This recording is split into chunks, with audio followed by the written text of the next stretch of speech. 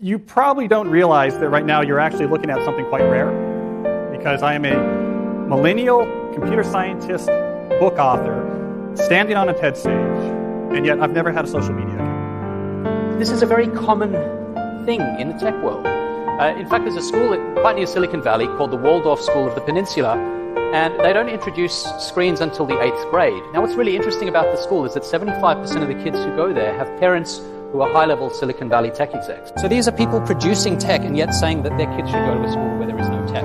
They realize that something is going on here. The way the technologist Jaron Lanier puts it is that these companies offer you shiny treats in exchange for minutes of your attention and bytes of your personal data, which can then be packaged up and sold.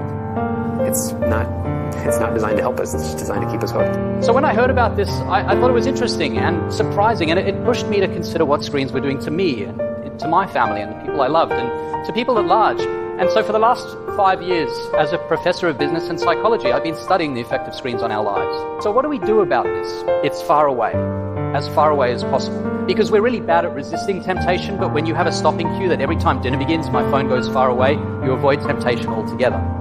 At first, it hurts. I had massive FOMO. I struggled. But what happens is you get used to it. You overcome the withdrawal the same way you would from a drug. And what happens is life becomes more colorful, richer, more interesting. You have better conversations. You really connect with the people who are there with you.